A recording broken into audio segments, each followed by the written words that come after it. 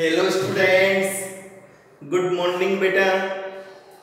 देखो अपन पढ़ रहे थे हेलोजन डेरिवेटिव और हेलोजन डेरिवेटिव के अंतर्गत आज चलेगा बेटा अपना लेक्चर नंबर 9। अपन पढ़ रहे थे physical properties of alkyl halides and hello arenes. Okay, aryl halide एवं एल्किल हैलाइडों के भौतिक गुणधर्म अपन ने बेटा डाइपोल मोमेंट पढ़ लिया था। नेक्स्ट जो फोर्थ प्रॉपर्टी है वो चलेगी अपने डेंसिटी। डेंसिटी मतलब घनत्व। अब देखो तुम्हें पता है यदि कार्बन चेन में बेटा नंबर ऑफ कार्बन एटम्स बढ़ते हो अथवा हेलोजन एटम का आकार बढ़ता हो, उसकी साइज बढ़ती हो तो मॉलिक्यूल का घनत्व भी बढ़ जाता है। जैसे मैं एक एग्जांपल लेता हूं, जैसे C3H7 यह है नॉर्मल प्रोपिल। ठीक है, नॉर्मल प्रोपिल आयोडाइड ले लेता हूं मैं बेटा। ठीक है, एक ले लेता हूं नॉर्मल प्रोपिल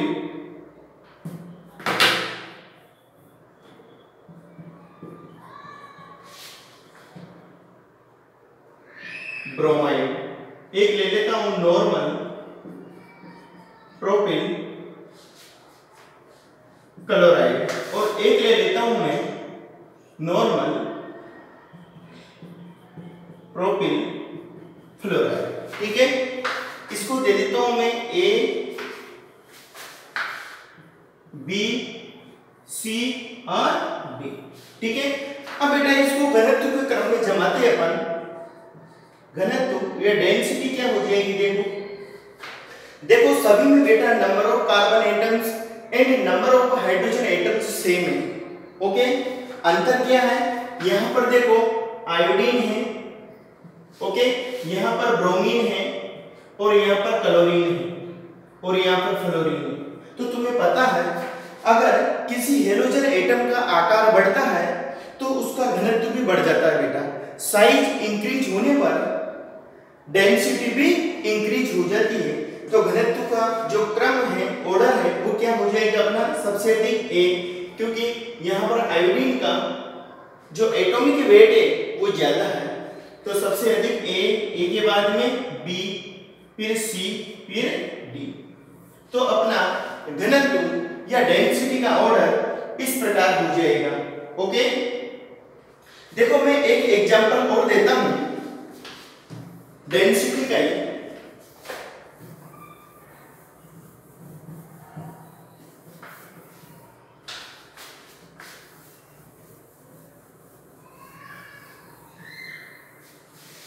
देखो बेटा जो कॉन्सेप्ट है, कॉन्सेप्ट को अच्छी तरह समझते चलिए।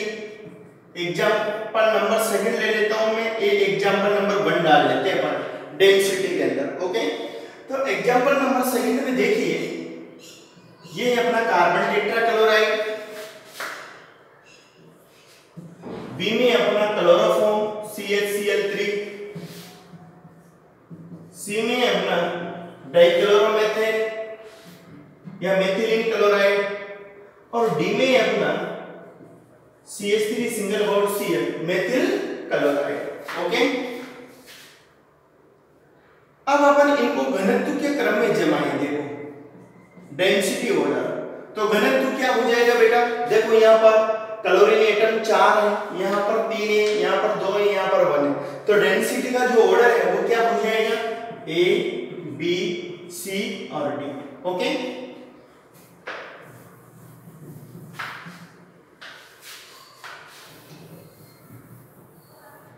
अगर देखो मैं एक ऑर्डर और जोड़ दूं इसमें, E कर दूं, E में क्या लिख दो बेटा, H2। ठीक है, अगर H2 को जोड़ दूं इसके अंतर्गत तो फिर ऑर्डर क्या हो जाएगा, सबसे अधिक A, B, C। ठीक है, अब C के बाद में अगर अपन ने H2 को जोड़ दिया तो फिर बेटा जल लेना पड़ेगा अपन को। D के बाद क्या हो जाएगा अपना ऑर्डर, E के बाद में D।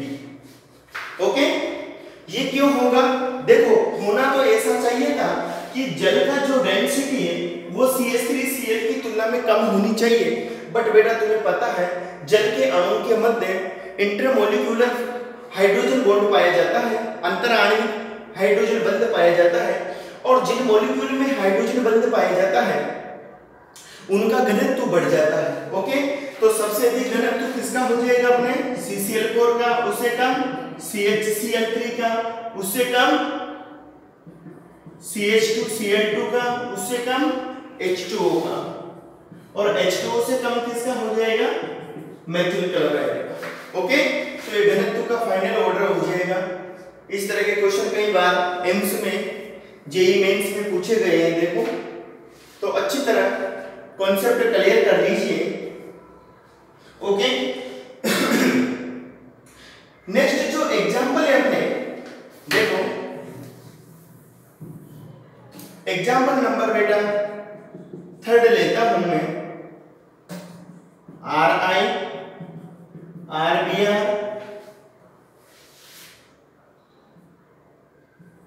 RCl, RF और H2, ये मॉलिक्यूल्स हैं। इनको बेटा डेंसिटी के ऑर्डर में अरेंज करना है अपन को, ठीक है। एक और ले लेता हूं मैं RH।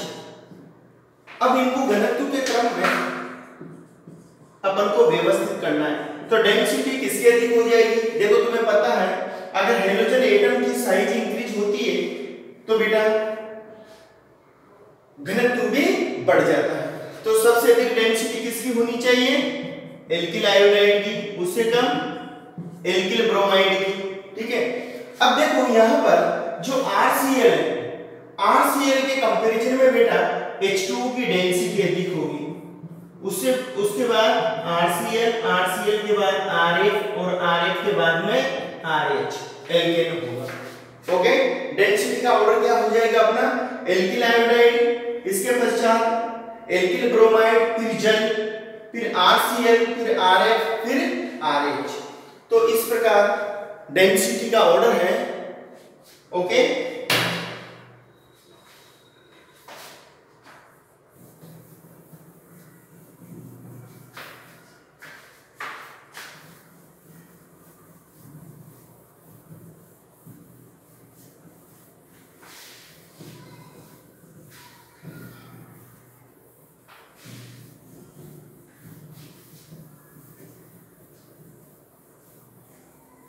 नेक्स्ट टॉपिक की तरफ मूव करते हैं बेटा अपन।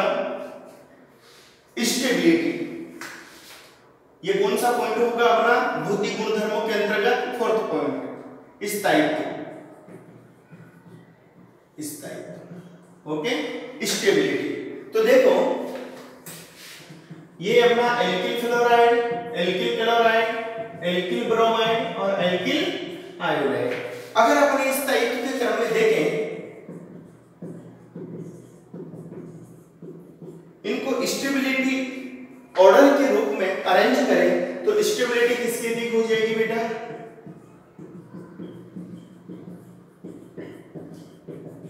ओके, क्योंकि जो बंध वियोजन ऊर्जा है या बॉन्ड डिसोसिएशन एनर्जी है उसकी वैल्यू सबसे अधिक RF की होती है। तुम्हें पता है स्टेबिलिटी एवं रिएक्टिविटी में बेटा व्युत्क्रमानुपाती रिलेशन होता है, अर्थात अपन लिख सकते हैं स्थायित्व इनवर्सली प्रोपोर्शनल टू द क्रियाशीलता। होता है ये रिलेशन, तुम्हें पता है स्थायित्व एवं क्रियाशीलता रिएक्टिविटी में अपोजिट रिलेशन होता है।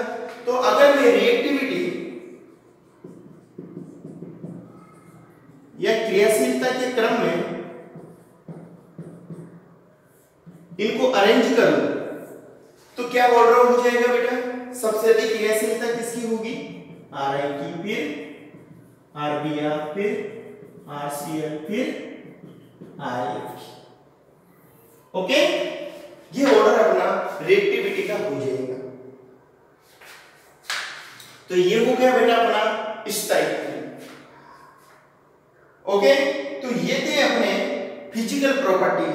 अब अपन नेक्स्ट टॉपिक की तरफ चलते हैं। देखो ये भौतिक गुणधर्म बेटा समाप्त हो गए, इनके फिजिकल जो प्रॉपर्टीज थी देखो एक बात और क्लियर कर देता हूं मैं यहाँ पर, सबसे अधिक क्रियाशीलता किसकी बेटा? आरआई की। क्रियाशीलता मैक्सिमम किसकी है? एल्किल आयोडाइड की। और स्थायित्व सबसे कम किसका है?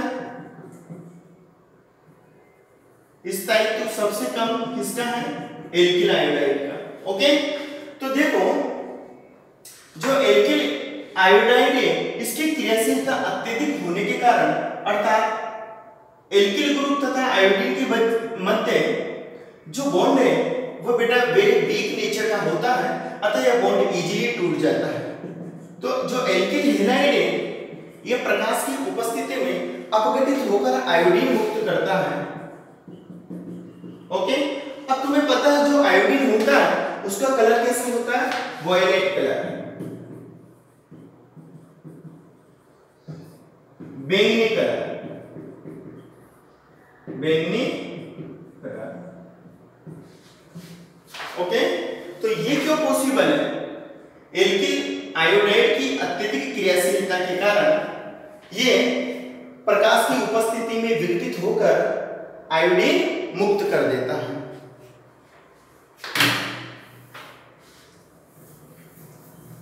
ये तो हो गई बेटा फिजिकल प्रॉपर्टीज। अब चलते हैं अपन केमिकल प्रॉपर्टीज की तरफ, अर्थात एल्किल हैलाइडों के रासायनिक गुणधर्म।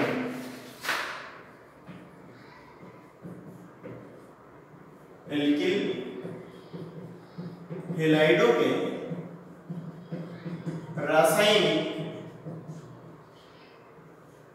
गुणधर्म।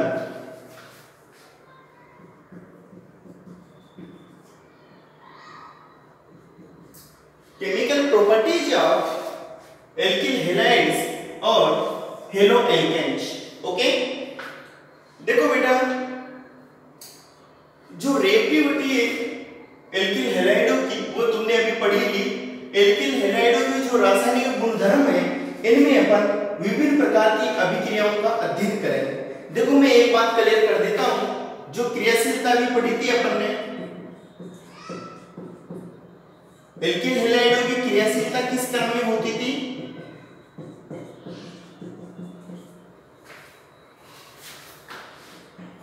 इसी क्रम में होती थी बेटा।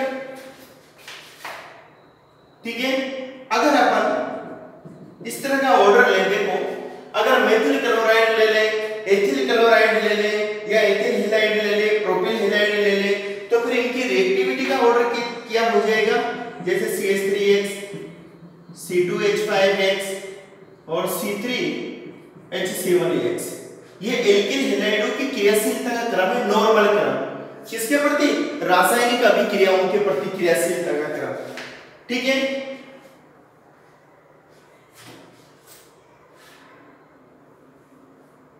तो देखो रिएक्टिविटी अपन ने पढ़ी नहीं बेटा। अब इसके अंतर्गत मैं एक चीज और क्लियर कर देता हूं तुम्हारे, जो एल्किल हैलाइड है इनकी प्रकृति कैसी होती है?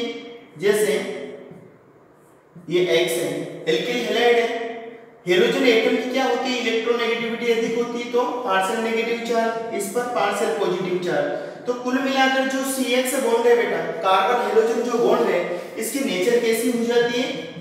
पोलर नेचर हो जाती है, इसकी ध्रुवीय प्रकृति हो जाती है। ठीक है, अतः इस केस में आने वाला जो न्यूक्लियोफाइल है नाभिक स्नेही कहां अटैक करता है?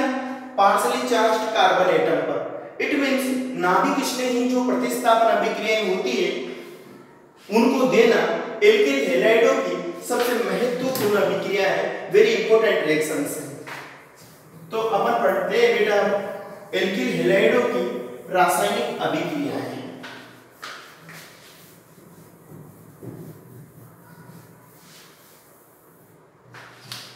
देखो जो एल्किल हैलाइड्स हैं इनकी रासायनिक अभिक्रियाओं को बेटा 4 भागों में बांटा गया है।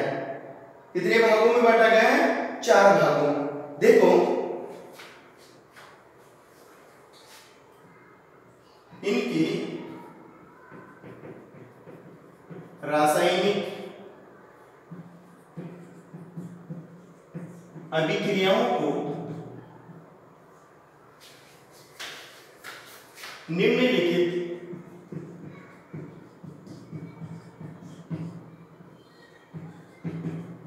4 भागों में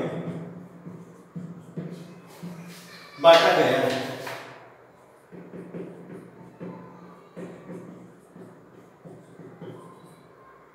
देखो सबसे वेरी इंपॉर्टेंट पहले आती है अपने नाभिक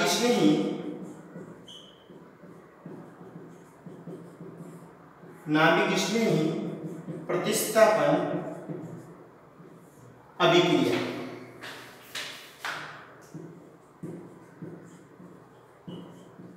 नाभिक स्नेही प्रतिस्थापन अभिक्रिया, nucleophilic substitution reaction, nucleophilic substitution reaction.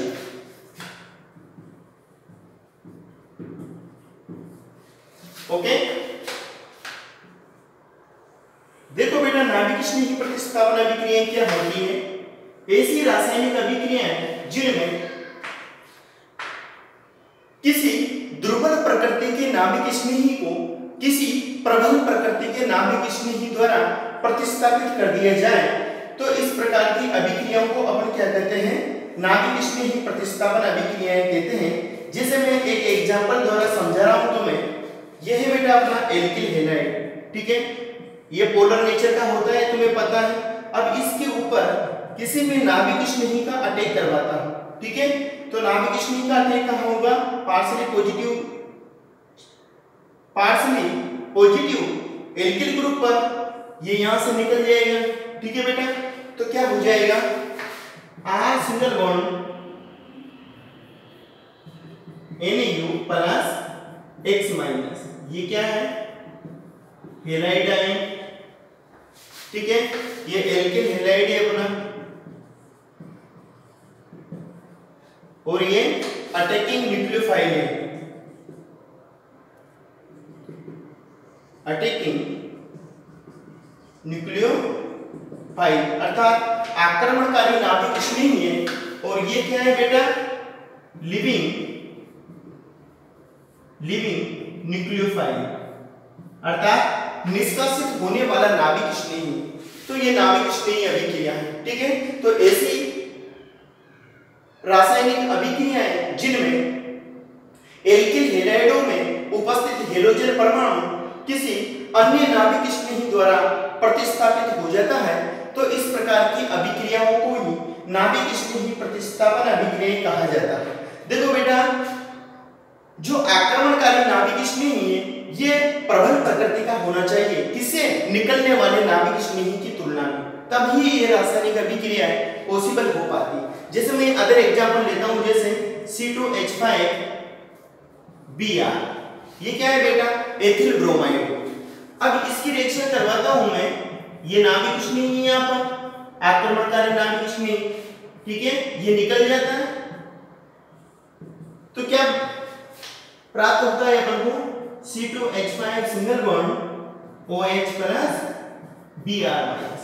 तो एल्किल हैलाइडों की ऐसी रासायनिक अभिक्रियाएं जिनमें हेलोजन परमाणु का प्रतिस्थापन किसी प्रबल प्रकृति के नाभिक स्नेही द्वारा हो जाता है, तो इस प्रकार की अभिक्रियाओं को अपन नाभिक स्नेही प्रतिस्थापन अभिक्रिया कहते हैं। ओके, जो बेटा नाभिक स्नेही प्रतिस्थापन अभिक्रिया होती है ये दो प्रकार की होती है।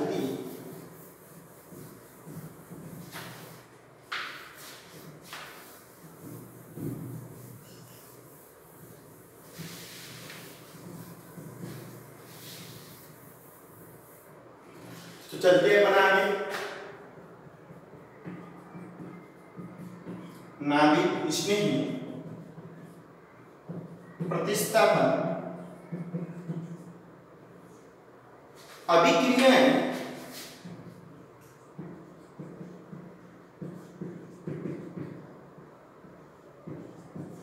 निम्न दो प्रकार की होती है।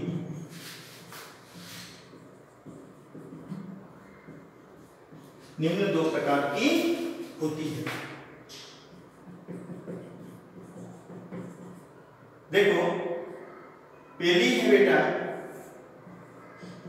SN1 और यूनिमोलिक्यूलर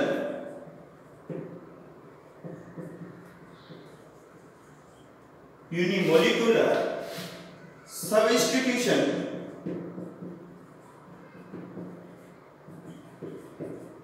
रिएक्शन, ठीक है। और इनको कहते हैं अपन एक अणु नाभिक स्नेही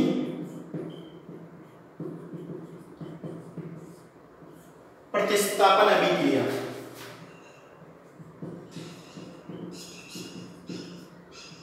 प्रतिस्थापन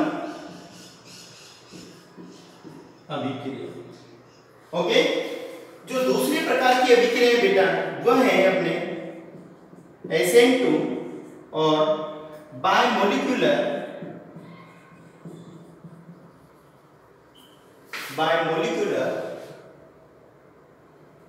यूनिमोलिक्यूलर, यहां पर बेटा न्यूक्लियोफिलिक और जोड़ लेना, यूनिमोलिक्यूलर न्यूक्लियोफिलिक सब्स्टिट्यूशन रिएक्शन, और यहां पर बायमोलिक्यूलर न्यूक्लियोफिलिक सब्स्टिट्यूशन रिएक्शन।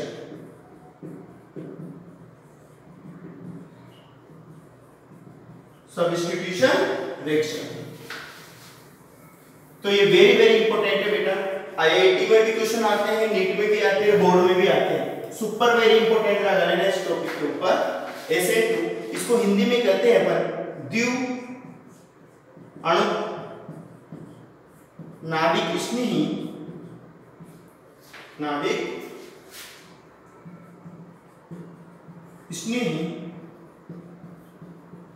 प्रतिस्थापन अभिक्रिया।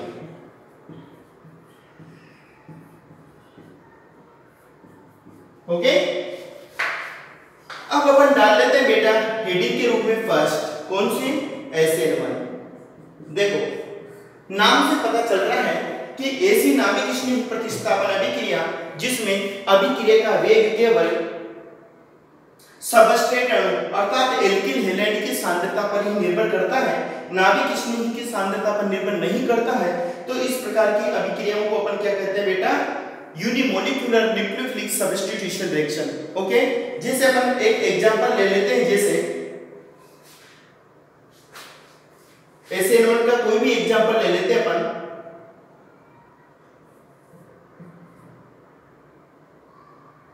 जैसे CH3 है,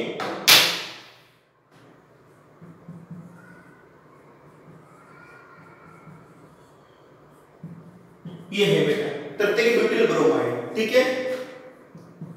ये नाभिक स्नेही है,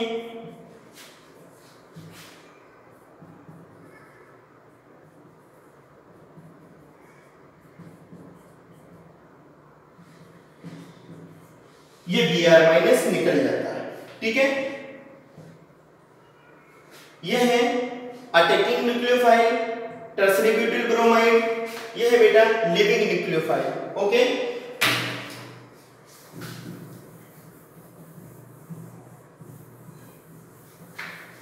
तो परिभाषा क्या हो जाएगी? ऐसी नाभिक स्नेही प्रतिस्थापन अभिक्रियाएं जिनमें अभिक्रिया का वेग केवल सबस्ट्रेट अणु अर्थात एल्किल हैलाइड की सांद्रता पर ही निर्भर करता है, यूनिमोलिक्यूलर नाभिक स्नेही प्रतिस्थापन अभिक्रिया कहलाती है, ठीक है। अब इसकी पढ़ेंगे बेटा अपन मैकेनिज्म, क्रियाविधि, मैकेनिज्म। देखो मैकेनिज्म क्या हो जाएगी इसकी? देखो बेटा जो SN1 अभिक्रिया ये दो पदों में होती है। यह अभिक्रिया निम्न दो पदों में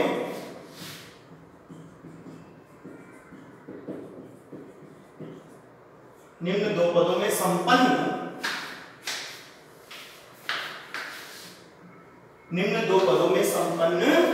होती है। SN1 reaction complete in following two steps. Step number 1, देखो स्टेप नंबर 1 में क्या करेंगे बेटा अपन? जो तृतीयक ब्यूटिल ब्रोमाइड है इसका विषमांशी विखंडन होता है और कारक विधायन या कार्बोकेटायन बनता है। तो क्या हो जाएगा? C CH3, ये Br है। इसका क्या होता है? विषमांसी हेटेरोलाइटिक बॉन्ड क्लीवेज होता है। और तुम्हें पता है बेटा, जब हेटेरोलाइटिक बॉन्ड क्लीवेज या विषमांसी बंध विखंडन होता है तो धनायन में ऋणायन बनता है। ठीक है, इट मींस आयनिक स्पीशीज का फॉर्मेशन होता है। तो क्या बन जाएगा यहाँ पर? CH3 CH3 CH3 positive charge plus Br minus, क्या बन गया? 3 डिग्री कार्बोकेटाइन बन गया बेटा, 3 डिग्री कार्बोकेटाइन। ये सब तुम 11th में पढ़ चुके हो। ठीक है, ये मैंने पढ़ाए थे। रिएक्शन मैकेनिज्म तुम्हें बेटा दिनेश सर ने पढ़ा दी थी, तो कोई प्रॉब्लम आएगी नहीं तुम्हें इनको पढ़ने में। ओके, तो देखो जो स्टेप फर्स्ट होती है बेटा, ये स्लो स्टेप होती है। कौन सी स्टेप होती है? स्लो, धीमा पद होता है। और तुम्हें पता है जो धीमा पद होता है वो वेग निर्धारक पद होता है, स्लो स्टेप। ठीक है, स्लो स्टेप क्या होता है? वेग निर्धारक पद होता है, वेग निर्धारक पद, मतलब rate determining step, rate determining step. Okay, तो देखो अगर मैं इसकी रेट क्यों बेटा अभिक्रिया का वेग लिखूं तो रेट बराबर क्या हो जाएगी? के। अभिक्रिया का वेग केवल एल्किल हैलाइड की सांद्रता पर ही निर्भर करता है। तो क्या हो जाएगा? CH3 का होल थ्राइस CBr। ओके, अर्थात SN1 अभिक्रिया का वेग केवल एल्किल हैलाइड की सांद्रता पर ही निर्भर करता है, नाभिक स्नेह की सांद्रता पर निर्भर नहीं करता है। ओके, ये हो गए अपनी स्टेप नंबर 1। अब पढ़ते हैं बेटा अपन स्टेप नंबर 2। स्टेप नंबर 2 में क्या हो जाएगा? यहां पर ये मध्यवर्ती बनता था, इंटरमीडिएट स्पीशीज। ठीक है, स्टेप 2 में क्या हो जाएगा? जो प्रथम पद में बेटा कार्बोकेटाइन का फॉर्मेशन होता है, जो प्रथम पद में कार्बोकेटाइन बना है, इस कार्बोकेटाइन पर नाभिक स्नेही का अटैक होता है। नाभिक स्नेही क्या था? यहाँ पर देखो OH माइनस आएगा। ठीक है, ये सेकंड स्टेप है। और सेकंड स्टेप बेटा फास्ट होती है। क्या होती है? फास्ट होती है।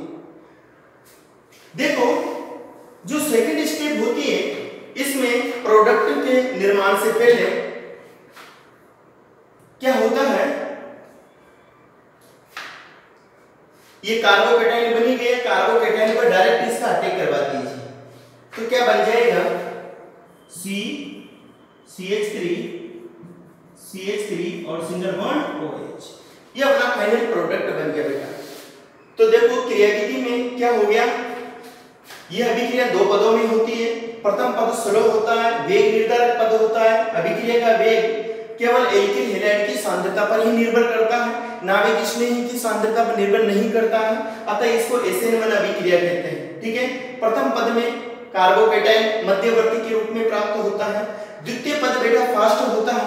ठीक है, प्रथम पद में बने हुए कार्बोकेटाइन पर द्वितीय पद के अंतर्गत नाभिक स्नेही का आक्रमण होता है, यह पद फास्ट होता है तथा अंत में प्रोडक्ट प्राप्त होता है। ओके, देखो जो नाभिक स्नेही होता है, इस नाभिक स्नेही का आक्रमण बेटा आगे से भी हो सकता है और पीछे से भी हो सकता है। तुम्हें पता है जो कार्बोधनायन होता है, कार्बोधनायन की प्रकृति समतलीय होती है, sp2 होता है। ठीक है ना, कार्बोधनायन में कौन सा संकरण पाया जाता है? sp2। ठीक है, तो अगर जो एल्किल हैलाइड बेटा, अगर एल्किल हैलाइड प्रकाशिक सक्रिय ऑप्टिकल एक्टिव प्रकृति का है तो इस अभिक्रिया में रेसिमिक मिश्रण बनने की संभावना होती है। ओके, जैसे मैं इसको बता देता हूं तुम्हें। जैसे ये कार्बोकेटाइन है, ये इधर ले लिया CH3 CH3। ठीक है, कार्बोधनायन है sp2 और प्लेनर नेचर का होता है। अब जो नाभिक स्नेही होता है OH माइनस आयन, ये बेटा आगे से भी अटैक कर सकता है और पीछे से भी अटैक कर सकता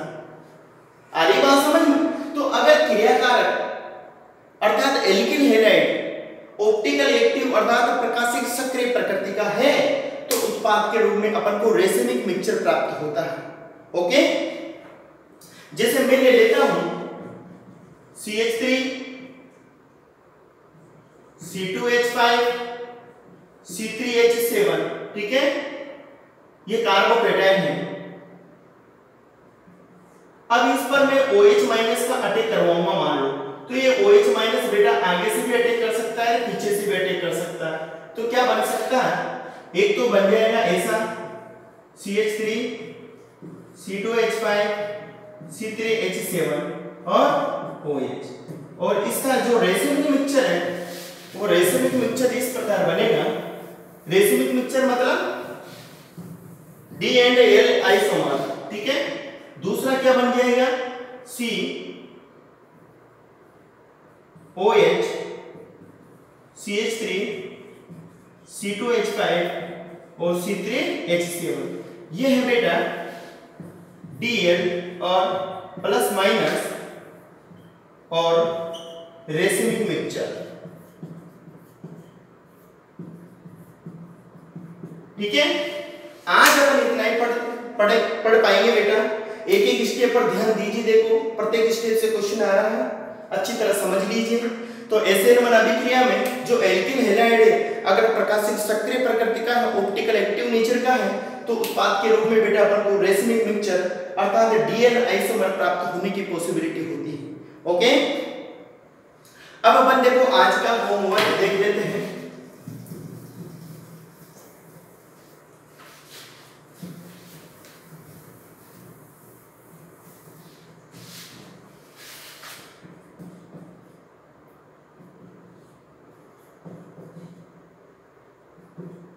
होमवर्क,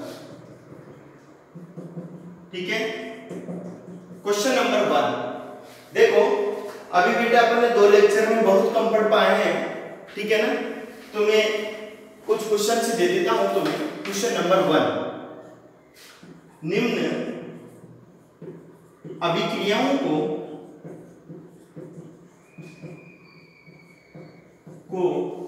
समझाइए।